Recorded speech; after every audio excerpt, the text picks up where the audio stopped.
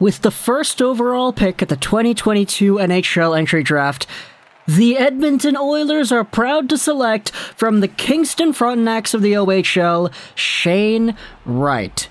Okay, I'm joking. That's not going to happen. Knock on wood. Hopefully that does not happen. I don't want to see that happen. They don't need another first overall pick. Now, don't they? The Oilers, dude, we got to talk about Edmonton, because in the previous video on this channel, we went over the New York Rangers and how good they have been, how they've been destroying worlds like Galactus, going out there and winning games, even though they don't have Panarin, they did all this stuff, they've been great. When it comes to the team they defeated yesterday, 4-1 in Madison Square Garden, it is the Edmonton Oilers. This is a team that is on the complete opposite side of the spectrum. You want to talk about the Rangers going out there and winning games, they're super hot right now, well, if you look at Edmonton and you see where they are in the NHL standings right now, what was previously a top team in the Pacific Division and one of the most dangerous teams in the NHL, they were blowing my mind earlier on in the season. Remember that? Yeah, we talked about that a few months ago.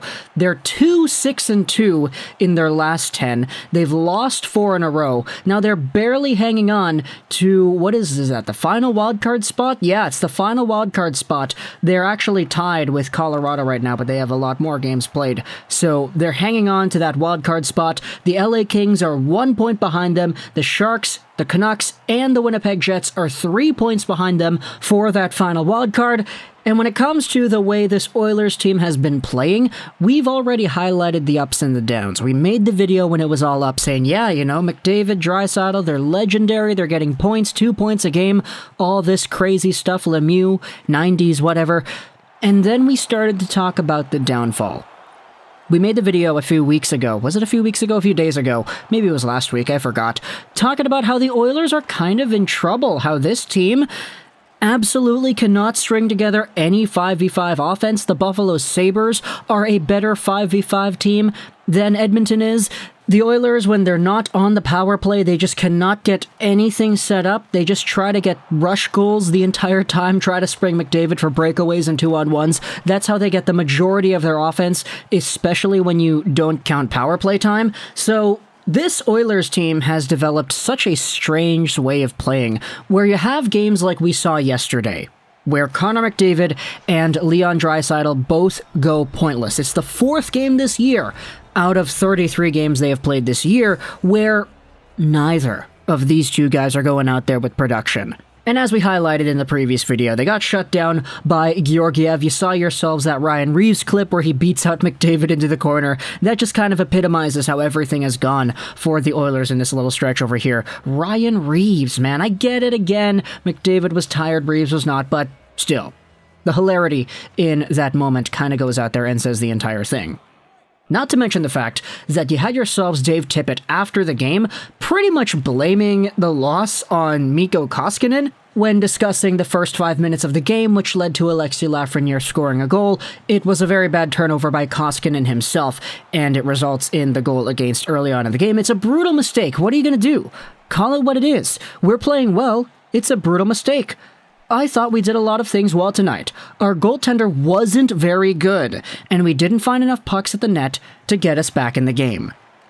Now, I don't know what the protocol is in NHL media, reporting, coaching staff, whatever. I don't know what the standards are, but when I was playing high school level ball hockey, I was playing regular floor hockey in an organized league, one of the biggest things that everybody always likes to tell people is that you don't blame the goalie.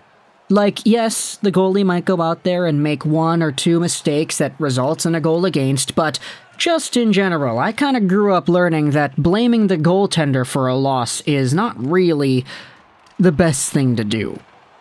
But hey, I guess Dave Tippett doesn't follow that rule. He goes out there and he says straight up, yeah, our goaltender wasn't very good. Like, we did good things, but our goalie, he wasn't very good. Oh my goodness, dude, like, that's kind of... you want to talk about Tippett? You want to talk about the future of his job security? A lot of people are going out there looking at this comment over here.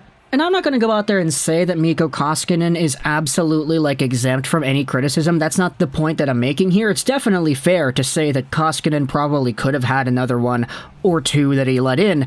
But framing the answer the way that Tippett does, oh, we played well, our goalie just wasn't very good, like, that's a little bit more direct than I would have expected. Furthermore, you have yourselves the fact that the Oilers literally only scored 1 goal in that game, so it's not really like they had a chance to win and then it was blown by the goaltender making that mistake in the first 5 minutes. It's not really like that at all. Don't get me wrong, it could be better, it's just the language that is used over here. It's very, very intriguing to me. Not to mention the fact that the rest of the lineup playing the way they are, we already highlighted in the previous Oilers Are in Trouble video about how everybody on the Oilers, McDavid, Draisaitl, I don't know if Draisaitl was on the chart, but you get the idea, everybody on the offensive core and on the blue line was all below average when it comes to goals against expectancy rates or whatever that metric was, where even though these guys can go out there and produce points, or at least some of them can produce points, all these players are still negative, below average players when it comes to their goals against metrics on the ice. Meaning that opposite teams are just kind of having their way, and they're just going out there scoring at will because the Oilers are a below average defensive team. And it really boils down to strategies as well. You talk about how they play Connor McDavid and Leon Draisaitl all these minutes. We had noted this in the previous video, but against the New York Islanders, you had yourselves a back-to-back, second half of a back-to-back or something like that, where McDraisaitl was being played like crazy. Draisaitl looked so tired at the end of that game, and you could tell he was being overplayed. Not even just those guys, but we also highlighted the bottom six stuff too. How these bottom six players are getting played a significantly higher amount of time than guys like Puljujärvi, than guys like Hyman, than guys like McLeod, who are actually playing pretty alright. Their systems in their own zone kind of have them collapsing inwards, protecting any lanes to the net, but it just kind of lets everybody else go around you guys, leading to extended periods of time in your own zone where you can't get the puck and you can't get it away, you can't execute your master plan of trying to give a breakaway to McDavid. And speaking about McDavid, things got even worse today when we had ourselves the news that Connor McDavid would not actually participate in practice. Oh boy, why? What is the reasoning there? There was a thing yesterday where they said, okay, McDavid is fine, he's just taking some time off, and we all thought, okay, great, he's gonna play against Toronto, he's gonna do the thing, he's just taking a rest on Monday. Nope, not at practice again today. And here's the word from Elliotte Friedman. Dave Tippett says that Connor McDavid and Derek Ryan have both tested positive, and they will be retested. So there you go. Connor McDavid, the saving grace of this franchise, the guy who is at the face of every piece of marketing the NHL has thrown out to every investor, every news outlet, every piece of media that isn't something they own themselves like Sportsnet. The guy who is supposed to be able to carry this franchise to victory, he's gone out there and he's got the thing. He's out. Or at least it looks like right now that he's out. If he tests again and he gets a negative result, I guess we'll see what happens then. But for now, for what we know and what the media is saying, it appears that Connor McDavid is going to be out for a while. And it just begs the question, okay, what the heck is going to happen to this team now? We've already seen how this team overplays Connor McDavid and Draisaitl, and they're still losing all these games. Now what? Here is kind of the final thing that I wanted to highlight before we end off this video, because everybody's kind of talking about the doom and gloom Edmonton. They're losing games, they're not doing well, this and that. Here's the final thing I wanted to talk about. It is a tweet from @OilersPain, which is a great Twitter username. Bob Nicholson inherited the following: 19-year-old Leon Draisaitl, 18-year-old Connor McDavid, 18-year-old Matthew Barzal, so the pick that would turn into Barzal that was traded for, what was it, Griffin Reinhart? No way! Yo, that's a video topic right there. We might have to talk about that sometime in the next few days. How Barzal got traded away for Griffin Reinhart. Wow. Wow. That is... Oy. That's really bad.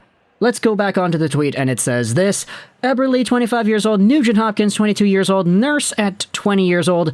Nicholson has turned that into 3 missed playoffs, 1 play-in loss, a round 1 sweep, a round 2 loss, and 7 playoff wins in total games. So, yeah. you could kind of see the narrative that is being painted with this tweet over here. But talk to me in the comments, what do you think about Edmonton and how they've been on the decline?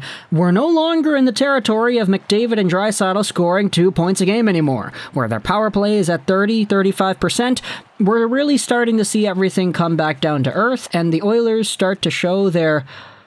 do I say true colors? I don't know. I really believed in this team back when they were doing all that good stuff, and I made the video talking about how they're blowing my mind in good fate as well. I talked about Puljujärvi, talked about all this great stuff with Edmonton, but yeah, you're going through a downtime right now. Talk to me in the comments all your thoughts about the Oilers and yesterday's game against the Rangers. I hope you enjoyed this video, and bye.